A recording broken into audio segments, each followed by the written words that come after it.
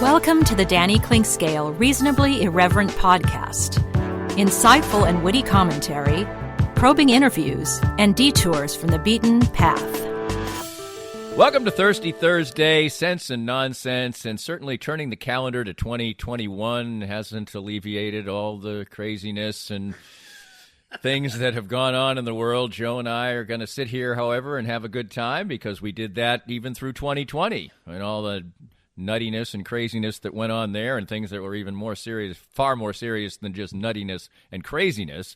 But that doesn't mean that raising a glass and having some fun and doing a fun fact check and talking about goofy things and just generally doing all the stuff that people love on this particular podcast, which at times has been the highest rated podcast. It has. In certain weeks it has. Some other weeks, other podcasts have eked it out.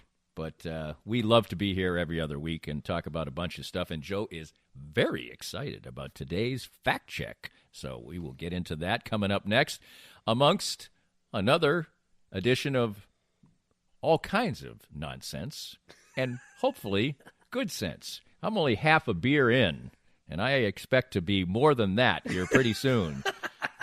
This native lager by the Nebraska Brewing Company is very good, and you get to hear about all the time about great different beers and cocktails here. And Joe had just slammed down the finished Prost he had, which I think I'm going to have one of those after the podcast. I think I'll have another native here in a minute. But we got lots of stuff to get to, and Thirsty Thursday, Sense and Nonsense, rocks and rolls next. More of Danny's Reasonably Irreverent podcast after this. It's time now to get some great assistance on healthcare with Chad Beisel from no-nonsense-healthcareninja.com. And Chad, even your business's name would indicate that you have a real aggressive way and an important way to go after some health insurance for your clients. What I've found out in the industry is just a lot of people are really confused. They don't know what plans are good, what their plans offer, how they cover. And so I've just taken the approach of being really educated on what options are available to clients and showing them all the options that are available and making sure they understand them so they can pick and choose what options are good for them. And one thing that's really important, of course, is access to doctors and hospitals.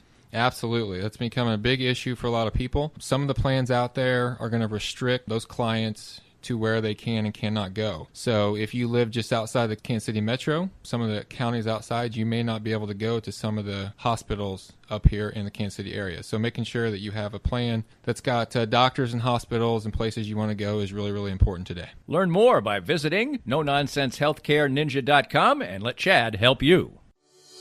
Cinematic Visions has been an affordable solution for professional media production in Kansas City since 2003, offering award-winning video production and creation, as well as a wide array of digital and social media management services. From planning, scripting, filming, editing, and post-production to delivering your product to a watching world, Cinematic Visions will provide professional and affordable services for you and your business with the necessary return on investment to make it all worthwhile. Cinematic Vision's goal is to unlock the power of storytelling through video and a strong online presence for your company. Beyond the numbers, they want to inspire and evoke your clients to feel and act. Let my friends at Cinematic Visions embed your brand where it belongs, in your customers' minds. You can find them online at cinematicvisions.com or with a quick phone call at 816-600-6300. Firsthand, I have enjoyed the benefits of the CBD products from Canaway. My back feels better and better these days as a major part of my routine are the pain-relieving salve and the pure gold oil. And recently I had the pleasure of a treatment session using the Canaway CBD in conjunction with the Microlight 830 cold laser. The non-invasive treatment session worked wonders, and I could barely tell I was even being touched. TML 830 is the first 3B cold laser to get FDA approval, and in addition, the combination treatment with CBD is patent pending. The new Smart Laser is the only hands-free cold laser in the world and is used by athletic trainers, chiropractors, MDs, physical therapists, and veterinarians everywhere. You can learn more about all the great benefits from the complete line of Canaway CBD products by contacting my friend Sherry McCants at 515-208-6312. That's 515-208-6312 to get outstanding information about Canaway. If you'd like to join these and other great sponsors and market your business to a growing and engaged audience, contact us at Danny@DannyKlinkscale.com. Look forward to hearing from you. Oh, yeah. That was Joe. Welcome back, Danny. I haven't got to my second one. I'll be cracking one here in a minute. I'm going to try one of these native lagers. Sip it on mic and tell me what you think. I think it's nice. It's a good lager. It is. It's after the Prost. Yeah, well, Prost is a Kolsch. It's a lager. Yeah, it's a little light. Varieties to spice of life. That's a good alternate, though. Something a little heavier, something. You know, I was watching this commercial today, and now even before we get to the fact check, because that's what all these things are about. Now even the alcohol, the actual alcohol companies are getting into making fun of craft beer. Yeah. Did you see that? Have you seen the ad for? I think it's Maker's Mark, and and this guy's at the bar, and they show three comical people. There's a guy who's advocating him to get this beer that has milk. That's with like a man bun or with something. Cream, and then there's a German woman who's you should have a nice product. Yeah. And so there's three different kind of craft, and then the other guy goes, dark. You need to go dark. And then he turns and he orders a ginger ale and Maker's Mark, I believe it was, or the bartender suggests it. I'm like, come on. It's one thing. I thought it was a Bud Light commercial. I did. Or a Miller Lite commercial until all of a sudden they said, how about a nice cocktail? And the guy goes, oh, yeah.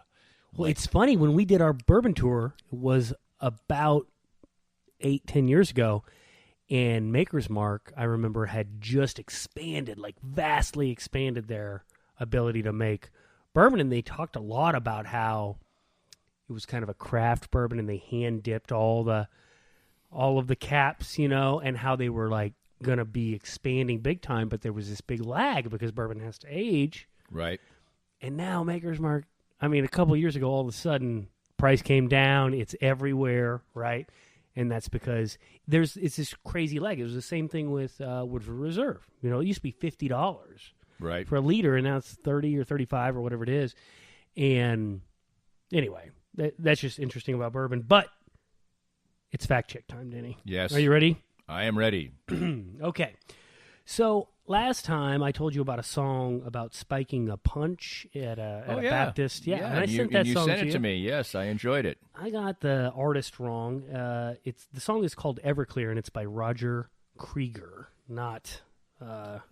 I think there's somebody more famous you credited for it. But Robert Earl Keen is who I thought had done it. That's right. Okay, so we talked about monks. Okay, so I looked up monks and I read a bunch of stuff about monks. Dude, these monks, they were very useful people. Okay,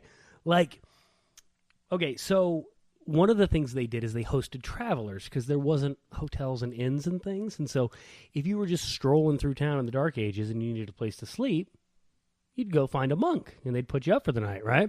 Nice. And they had beer. Exactly. It's a good place to stay, right? Right.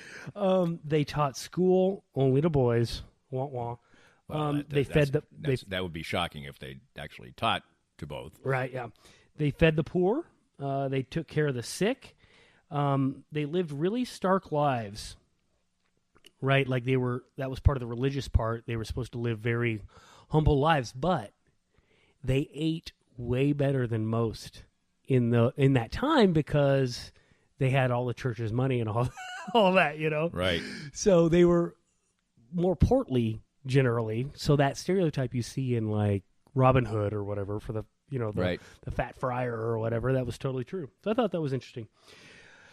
We talk a lot about Miracle Whip on this podcast. Yeah, we're not fans. Not fans? Not fans. I don't think Miracle Whip is going to be sponsoring Thirsty Thursdays anytime soon.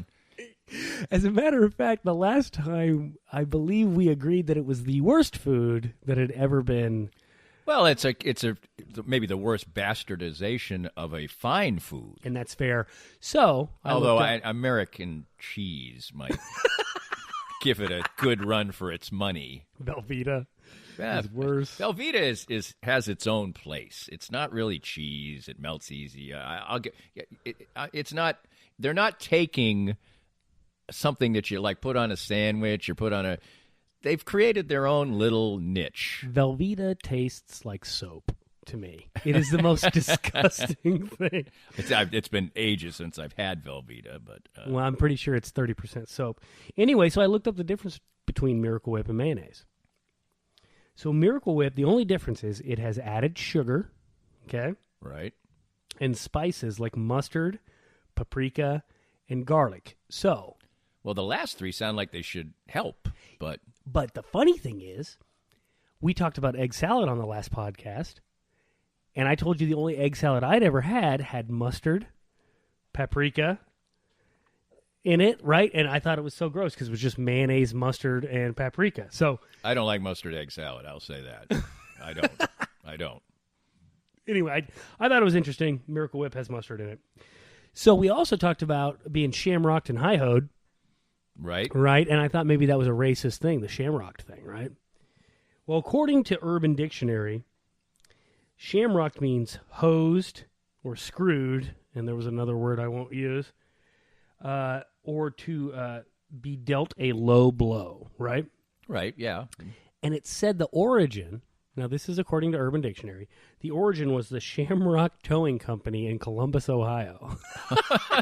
Because they were so notoriously bad about screwing people that's where it came from. I don't know. That's very interesting. Isn't that interesting? Well, because it probably was a regional phrase that grew somewhat because I'd never heard it. I'd never heard the phrase. Yeah, I don't know how it made it into my mother-in-law's head, but anyway, because I never had heard it, and that makes some sense that it wouldn't be sort of a universal type of thing at one. There are a lot of things that at one time were, sort of nationwide, and you use it as a phrase, but that sounds like a kind of a regional thing, so it makes sense that it would be. Well, and now I can use it and not be worried about being a racist, right? Okay, so you... Against the Irish folks, and just your... Exactly. So you pontificated about JFK sunglasses as I am wont to do. Yes, as we were talking about the sunglasses that I'd gotten you. So, being a sunglasses nerd, I felt I needed to really educate myself on this, and I did a lot of looking up on this, okay? So a lot of people thought they were Ray-Ban Wayfarers, okay? And I have a pair of Wayfarers. Right. They're not flat front Wayfarers, but I have a pair of Wayfarers. They're my boat sunglasses I leave on the boat, okay? But they weren't. They were not even Ray-Bans. There was 3 sunglasses and there's entire websites.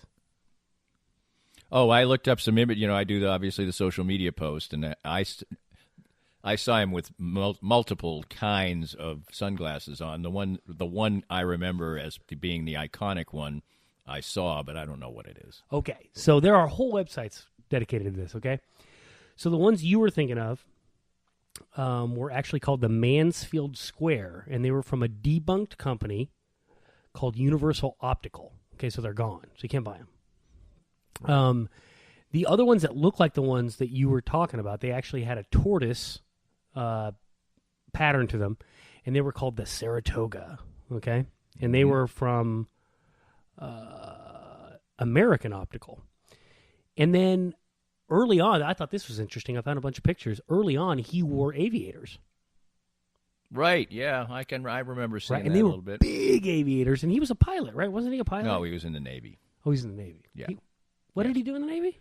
Well, he actually was a war hero. He rescued some fellow. I thought he was a pilot in the Navy. No, his dad was a pilot. Yeah, his dad was. No, his brother was killed, who was a pilot. Oh, there you go. The oldest. Yeah. That's right. The oldest that was supposed to be president. Right. Yeah. Yes, he was killed. Okay. Well, off from on that Dead Kennedys, which is a good band. Right. On to a band here. Here we go. Molly Hatchet. They had 3 platinum albums. There you go. One of them went double platinum. I don't remember them lasting, being that prolific. But it was their first 3 albums. Right. Well, that's all right. That's pretty good. And I didn't, for whatever reason, when I heard the song, I really didn't, go down an internet rabbit hole. So I'm glad for Molly Hatchet. You had three multi-platinum albums. If you actually saved your money. Hey, I'll take 3. I'll take 1. Yeah. Me too. So I said that I've been in the right place, but it must have been the wrong time. That song, I had said that was Ozark Mountain Daredevil or whatever. It's not. Do you know who sings that song? Not right now after a tasty Nebraska ale. It's Dr. John. Oh, Do you yeah, remember yeah, Dr. John? John, yeah, absolutely, yeah. What else? What do you know about Dr. John? Tell me. Well, I mean, heard... Dr. John was kind of a thing for, maybe it was just that one song and it resonated in time, just like, Gilligan's Island was only on for 3 years, and we think of it as an iconic television show. But so, yeah, I just remember him seeing on the Midnight Special and all those stupid shows back in the day. And, he used to parade around and put smoke in the air, and he dressed lavishly. And it was right. He had a beard and crazy. He just looked like some kind of a voodoo rebel.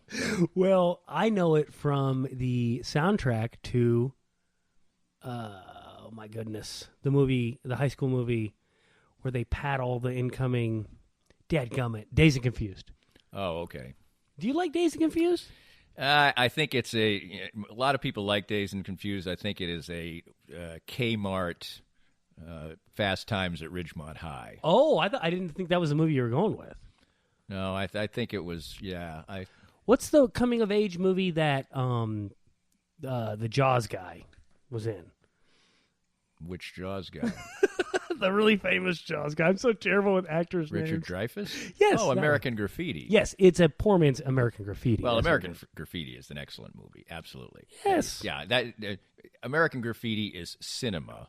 Fast Times at Ridgemont High is a fun movie. Dazed and Confused is a pretty fun movie. Well, but they're rolling around in cars, and it's all about one night before. Oh, go ahead, pop that thing. Yeah, I am. It's a good one. No judgment. Little spillage there. Bad word. Anyway, okay, whatever. We'll move on. Toto, you said that Toto was made up of all session musicians. Not true. What? There were 2 session musicians, David Porcaro? Page Page. and Jeff Porcaro. There were 2 Porcaros in the band, I believe. Well, this is Wikipedia. They said the rest of them were made up of just musicians, but not session musicians. But you were right about Atlantic Rhythm Section. Yes. They were literally a session band. Okay, so these are guys that were hired to just play music in sessions for single artists. Right. And they looked around and they said, well, we should just do this. So, anyway, that's the fact check, Danny. What do you think of that? That sounds great. It was a good time, buddy. Good time. How about we pop another cold one here and come back from break? And I want to talk to you about, I got egg salad sandwich topics. Oh, nice. I've got Vail topics. I've got COVID topics, buddy. We got topics on topics. Wow, that's what we need in 2021. Lots of topics, lots of fun. More of Danny's Reasonably Irreverent podcast after this.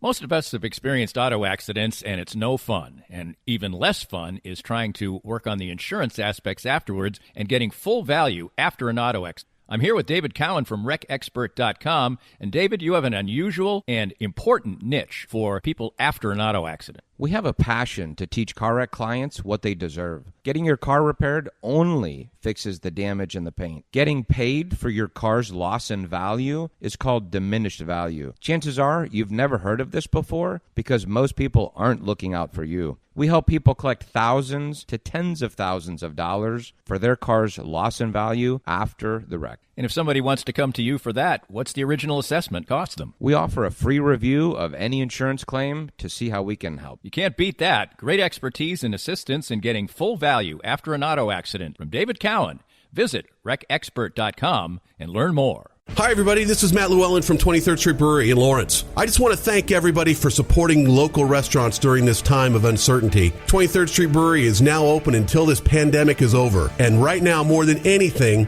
local restaurants need your help and support. Come on out and see us. 23rd Street Brewery is open now from 11:30 till 9 o'clock for dine-in and carry-out. Whatever we can do to help you out, maybe with your catering needs, too. I appreciate all the support, and thank you for continuing to shop local.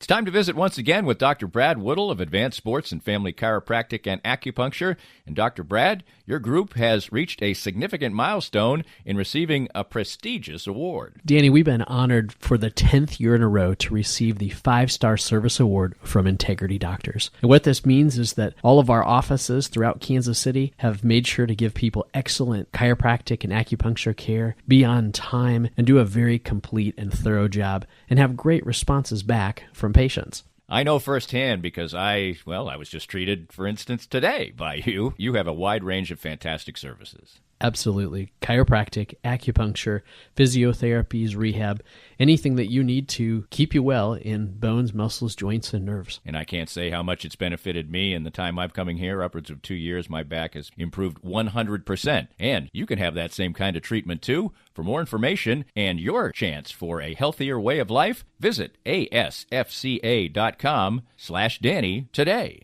I'm here with Tim Emerson, the owner of Emerson & Company. And Tim, give us an idea of the range of services that you provide from Emerson & Company. At Emerson & Company, we do credit card processing, payroll services. We do bookkeeping, merchant accounts like point-of-sale systems. What would you say differentiates you from other companies in the field, and what makes you special? I think what makes us unique is that we're a small local business making regional decisions on companies. We create a profile for the business and then put it out to our different vendors in a very competitive environment and tailor those needs to the specific business, which usually ends up in a great fit or great result for the company. And, of course, the idea is to save money, right?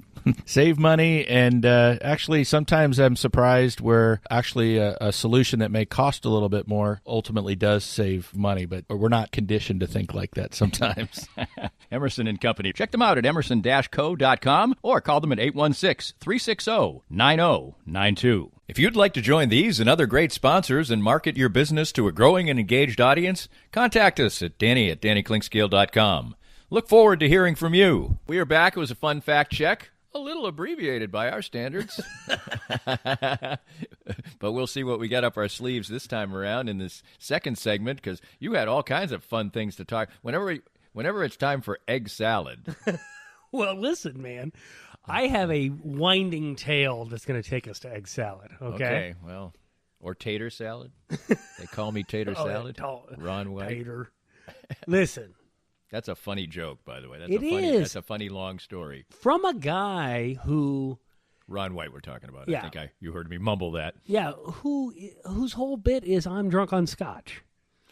Right, but I think he's clever. But it works. Right? And it works because the jokes work. It's not just I'm drunk on scotch. I heard him the other day on a golf show I listened to. You're kidding. And he loves golf and plays golf a lot. And, because it's the kind of thing that, people who travel, if they want to, not go crazy, all the time. I mean, you drink scotch. You could drink scotch all day if you. He works when times are normal. He works every day. He does comedy every day. I don't. He works out his stuff. Yeah. In clubs in L.A. He lives in L.A. and he does a club date or 3. Mm-hmm. Monday, Tuesday, Wednesday, Thursday, and then he goes for big shows on Friday, Saturday, Sunday. I mean, those guys, stand-up comedians, can work. It's one of the reasons they're such miserable sons of bitches, right? Because they got to work their asses off to make a living. But he's gotten to a point where he doesn't have to do that. So I think that shows some real dedication to his craft. Yeah, he must just love it, right? Which is great. But he also feels like, hey, I'm in this comedy club. This bit doesn't work. Yeah. So what? When I go do a show for 3,000 people who are paying $110 a pop, I better have it. And I don't know. He's probably not selling out the same size arena as he used to. No, and he's still on the road. I think he still was selling out the 3,000s before COVID. Oh, I know, but he was doing that blue collar comedy tour, and they're doing Sprint Center. Right. I mean. But you need 3 or 4 guys to make that happen. And he was certainly the funniest of that group.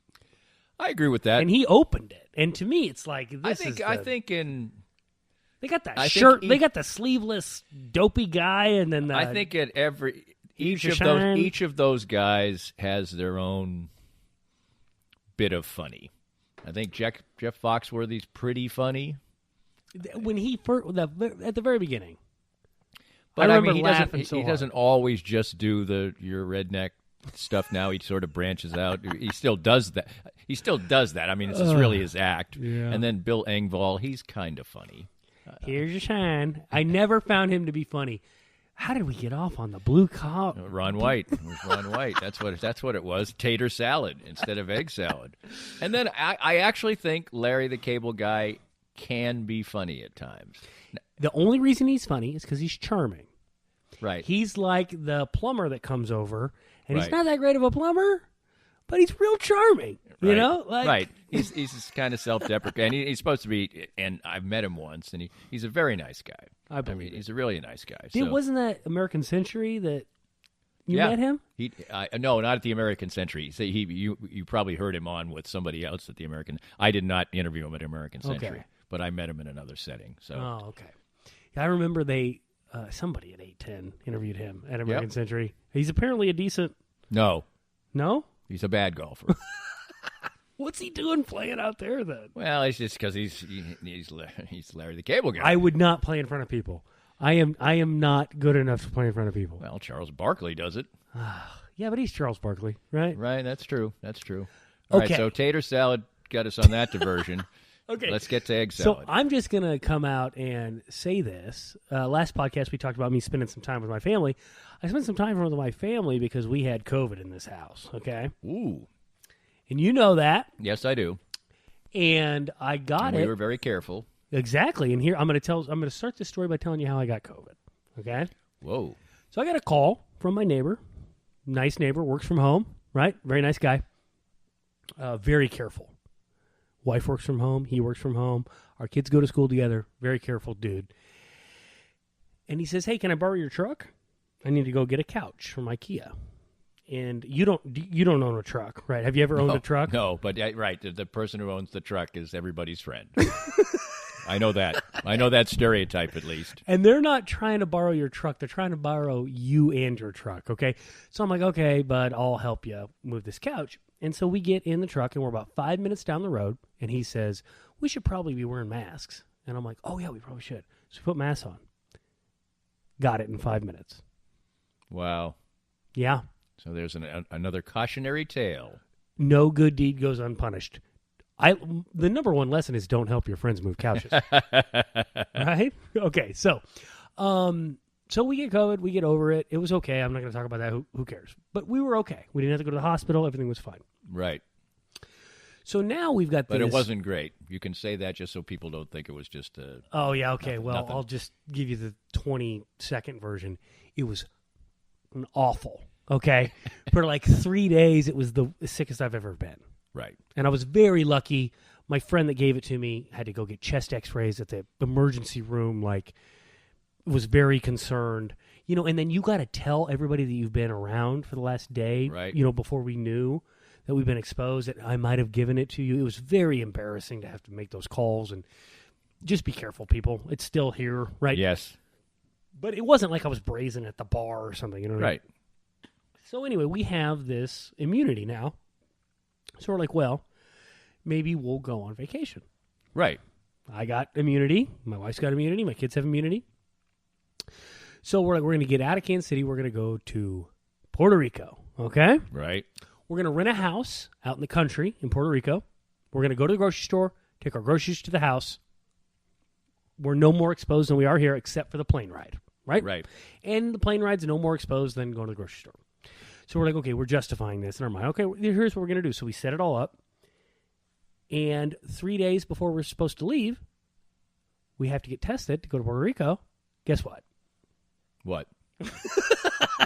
My wife comes back still testing positive for COVID, even though it's been a month. Wow. So we can't go, right? So I'm griping about this to a friend of mine. And you remember how you told me about all your fancy friends with your fancy houses? Yes. In New York, right? Yeah, we have New York, Palm Springs. France. Yes, France. Exactly, yes. All three are true. So I'm griping about this to a friend of mine. Turns out he owns a house in Vail. Nice. He says, go to Vail for the weekend. I call my wife. She says, okay. We throw some crap in a bag and we go. Just Nice. on a whim's notice, right? So this got me thinking while I'm out there, what does Danny think about snow skiing? Oh, right. I reminded you of a story. Oh, boy. Because I texted you while I was out there and you go, oh, boy, make sure you bring up snow skiing. All right. By the way, that video, that was you skiing, right? Uh-huh, yeah. That was pretty damn impressive. Thank you. But more impressive is who shot it. Oh, so that's part of the story. So that's the There's a other person great part. behind him, and Joe's doing some fancy skiing here. I mean, this, it probably wasn't fancy, but he was going fast, and Well, I hadn't skied in 15 years, and I always hated skiing. And we go out there, and a good friend of ours that was a instructor in Vail for 7 years, 15 years ago, happened to be there. right. And just showed us all over the mountain, gave me a private lesson. So I got way better at skiing. It was amazing, right? And so he's behind me Oh, okay. videotaping Yeah, that. I thought this has got to be an extremely adept skier to be shooting his video on his phone while skiing as fast as Joe's going. Yeah, we're So, doing like 35 miles an hour there, and he just whips his phone out and starts taking video. Yep. Anyway, the important thing is that I cannot imagine you, because skiing is this like whole thing. You got to rent the equipment, and there's a whole like Yeah, waiting in that's line. what I didn't and- like about skiing. You know, I enjoy the process of skiing. Yeah, I actually liked it very much. And it's a funny story. A couple of funny stories. There's a bad story, too. But my brother my little brother, the one that I am estranged from now, he was pretty much good at everything athletic, but he's really small. And he also looked good doing it. smaller than you. Oh, no, he's like 5'5". Oh, okay. But 5'5", just barely plus, dude could hang on the rim. Really? Yeah, yes. He couldn't palm the basketball, but, I mean, he could jump Yeah. up and grab the rim. Wow. I had some ups, too. I could dunk a volleyball. I don't know where we get that. I do know where we got it, but I won't go into that. Anyway, so we went. Go back and listen to the catalog if you want to know where they got it. When we went to, one time we went to go skiing, my first wife, who was my girlfriend then, came, and he spent the whole day teaching her how to ski. I mean, he's that guy. Actually. Okay, got it, yeah. Because she was quite fetching, to say the least. So anyway, but he was a good skier, and I actually can. We are about the same skill level of athletics at about everything, except he looks good doing it. I don't. Oh, he's graceful. Yeah, he looks athletic no matter what he's doing. I sort of am a get the job done guy. I mean, I was fast, but I look kind of funny running. I'm going to have to ask Jane about when this. I skied. Well, she saw me play softball once. Finally, about the last time I played, so she got to see the genius that I was at softball. No, I was good. She was impressed. That was great. I'm glad she got to see me before I stopped playing. But anyway, I was the type of skier where at the bottom of the slope, he and I were like neck and neck. We skied the same speed. We could go, but when he was coming down, people were probably going, "Ooh, look at that guy." You know?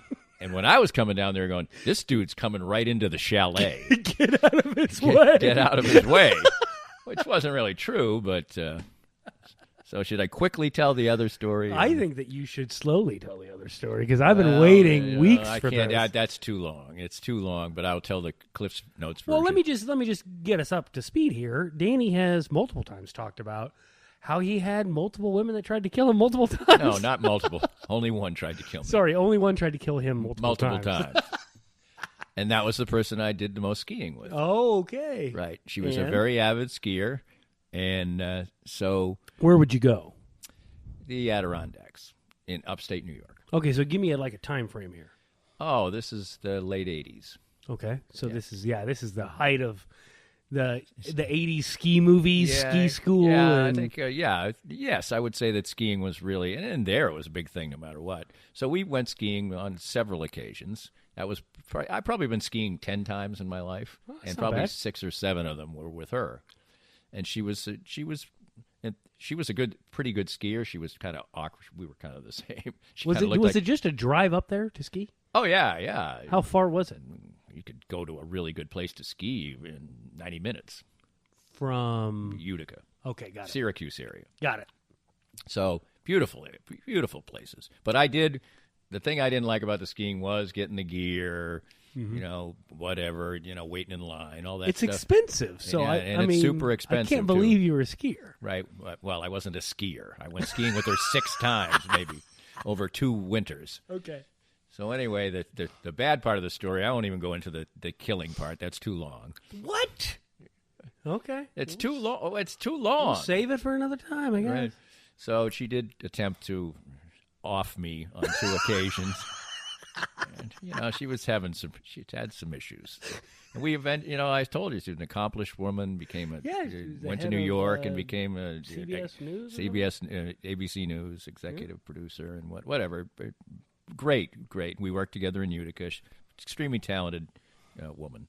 But anyway, the skiing part was sort of what you would figure for somebody who tried to kill me, is that she bought me some ski gear, not skis per se, but, everything else kind of. Yeah. Boots, whatever. And so after one of the incidents that would lead her to think that I shouldn't be on the planet anymore, I came out to my Yugo one morning, and all of the things that I had ever given her, which included a couple of ski things, were stuffed into my car. Oh. All of it. Through the window? I don't know how she got in there. Well, I probably didn't lock the car. That would have been me back then. That sounds like But you. like every card, every gift, Oh, my and I God. went out with her for, a couple of years. Yeah.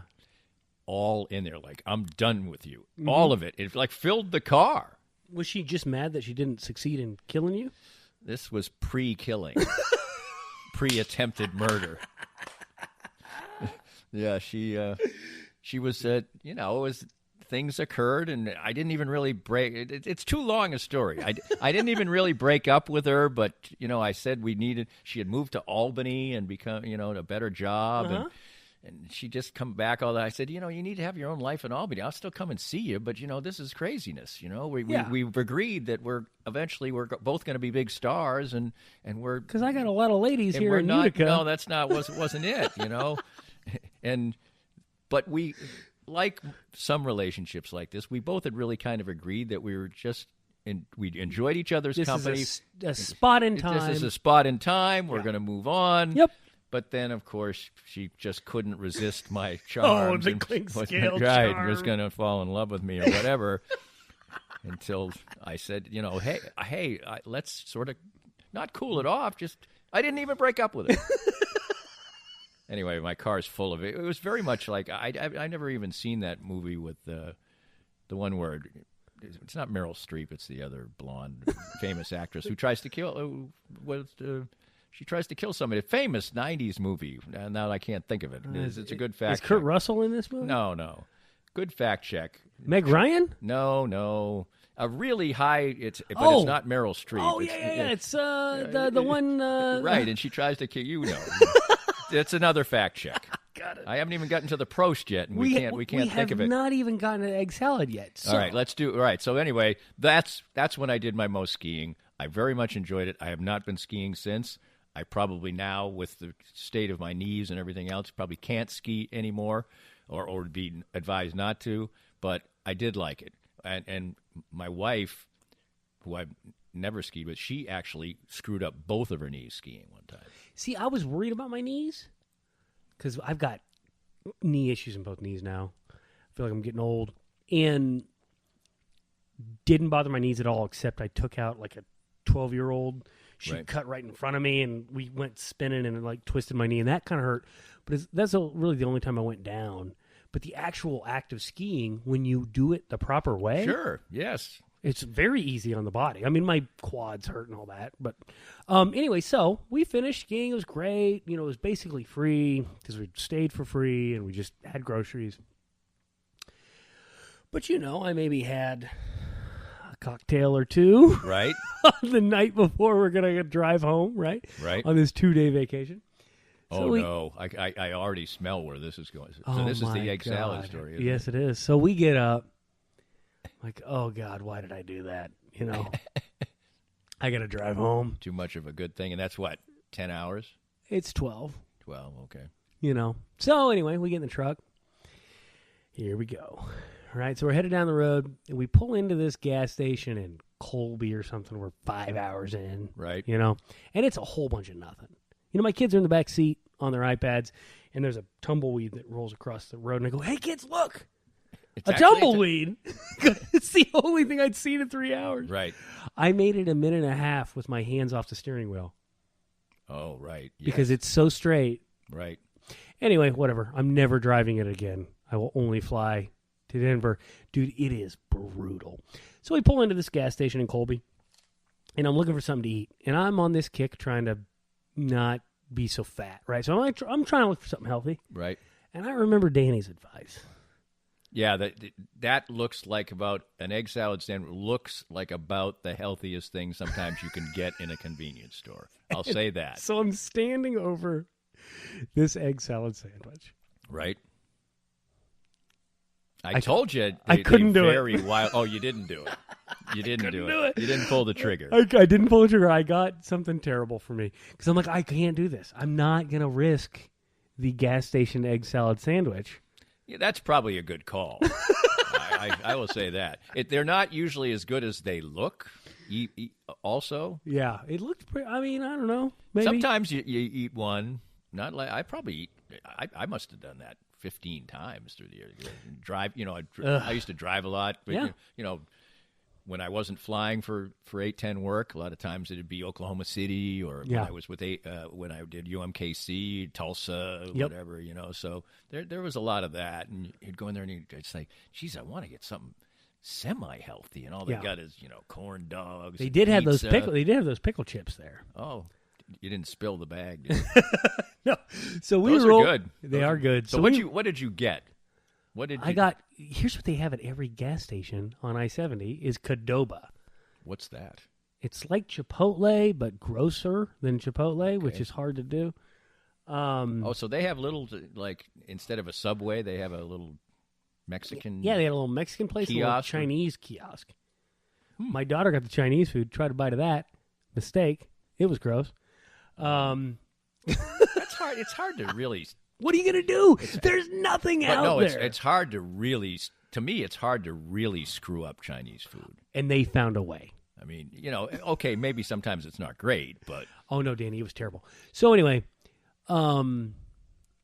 we rolled into Vail at midnight on New Year's Eve. Right. 2 days later, I roll into home base here at. Oh, so you did this in 48 hours. You were there only 48 hours. We skied 2 days, so we were there. No. We were there more than that. Sorry. We were there. We roll into town. No, we were there 3 days. Okay. Right. We come home 4 3 days, 2 nights? Or 3 nights? 3 nights. 3 nights. Yeah, if you're going to make that kind of drive. Yes, but it felt like I was there, like I blinked my eyes and I had to drive back home.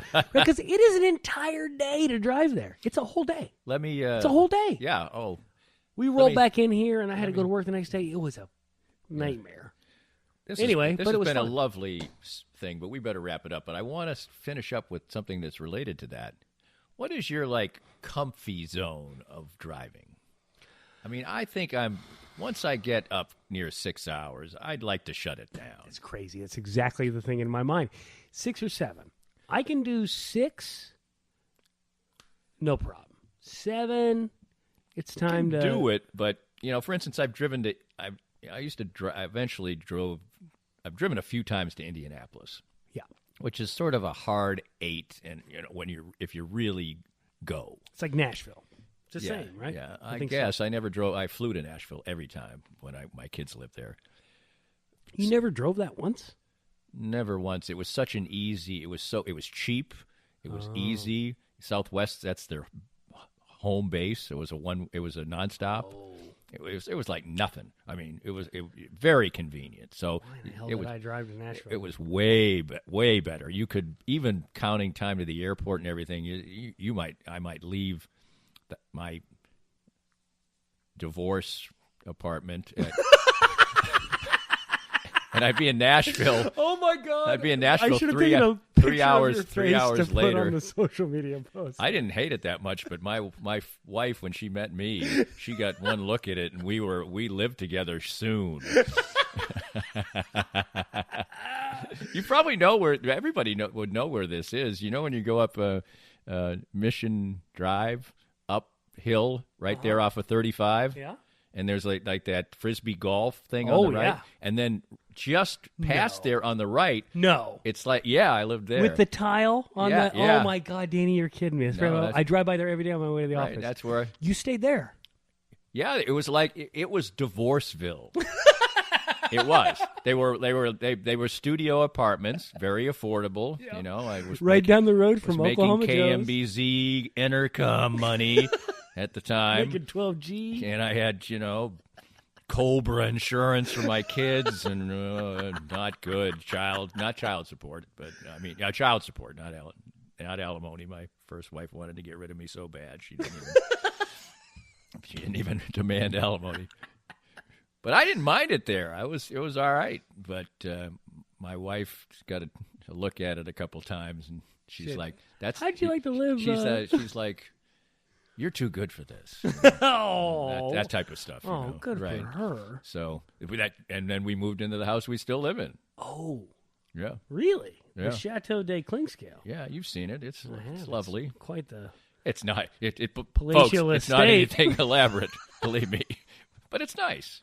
It is nice, and we've thought about moving a few times, and every time it's like, our location is so good. Dude, the best our part about deck that house is so is the good, and it's location. secluded in the back, and really, and despite the fact it's like on the corner of 55th, and I'm not going to say exactly where it is. But it's you've kind of got a busy good side part there. But the way streets. it's structured with this big wall, and then behind us there's a big hill, and you can't. Our neighbors to the back are maybe 400 yards away, but you don't even know that. You can't even tell they're there. Yeah, dude, and you've got side streets with tree-lined street. It's almost as nice as Prairie Village. No, not as nice. It is Shawnee, which has some lovely areas, and I'm in a reasonably lovely area. Danny, we are living in ridiculous times. This was so much fun. It was fun. It was really a nice. We've had some crazy times, and today hanging. It's just going to sound maudlin and everything else, but good. I love doing this podcast. I know people like hearing it, but this is really fun, and can't wait to do it again in a couple of weeks. And I didn't even get to this. You rookie. Only 2 have been consumed yet, but I bet we're going past 3. We hope you enjoyed the latest Danny Clinkscale Reasonably Irreverent podcast. Come back soon for something fresh and new. This podcast was made possible by our great sponsors like NoNonsenseHealthcareNinja.com, specializing in expert healthcare guidance and assistance for you.